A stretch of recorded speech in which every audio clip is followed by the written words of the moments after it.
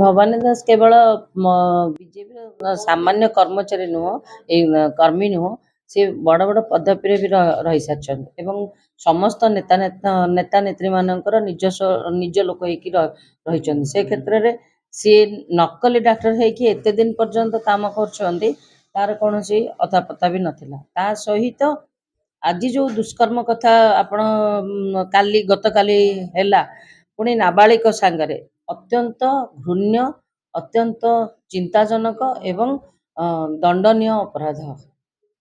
ୟାଙ୍କୁ ଆପଣ ଯଦି କୌଣସି ମତେ ବି ଏ ଦଳ ବର୍ଣ୍ଣ ନିର୍ବିଶେଷରେ ସମସ୍ତେ ଏକାଠି ହେବା କଥା। ତାଙ୍କ ନିଜ ଦଳ ଯେଉଁ କହୁଛନ୍ତି ବିଜେପି ଦଳ, ସିଏ ବି ଏଭଳି ଲୋକଙ୍କୁ ତ କ୍ଷମା କରିବା ଉଚିତ ନୁହେଁ। ମୁଁ ଆଶା କରୁଛି ମୁଖ୍ୟମନ୍ତ୍ରୀ ନିଶ୍ଚୟ ସେ ପ୍ରକାର କଥାରେ ବିଶ୍ୱାସ କରିବେ ବୋଲି। ଆଉ ଆପଣ ଦେଖିଥିବେ 24 ବର୍ଷର ରାଜତ୍ୱ କାଳରେ ଆମେ ଏମିତି କେବେ ଦେଖିନଥିଲୁ। 4 ମାସ ଭିତରେ ମାନେ ଶହ ଭଳି ମାନେ ଗଣଧର୍ଷଣ, ମହିଳା ସମ୍ପୂର୍ଣ୍ଣ ରୂପେ ଅସୁରକ୍ଷିତ, ଛୋଟ ଛୁଆ ସହିତ ଅସୁରକ୍ଷିତ।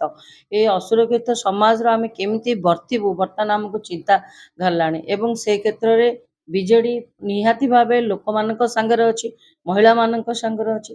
ଆମେ ଏ କାମକୁ ନିଶ୍ଚୟ ଆମେ ଆଗକୁ ନେବୁ। କାଲି ମଧ୍ୟ ଆମେ ଆସନ୍ତାକାଲି ଏଇ ଯେଉଁ ଭବାନୀ ଦାସ ଅଛନ୍ତି ତାଙ୍କ ବିରୁଦ୍ଧରେ ଆମେ ସିବିଆଇ ତଦନ୍ତ ପାଇଁ ବୋଲି ଆଇଜିଙ୍କ ପାଖକୁ ମଧ୍ୟ ଆସନ୍ତାକାଲି 10ଟା ବେଳେ ଯାଉଛୁ। ଆପଣଙ୍କ ଅନୁରୋଧ, ଆପଣମାନେ ମଧ୍ୟ ଏ କଥାକୁ ଅଧିକରୁ ଅଧିକ ପ୍ରଚାର କରନ୍ତୁ, ଯେମିତି ଏ କଥାର ଅନ୍ତ ଘଟିବା ଦରକାର।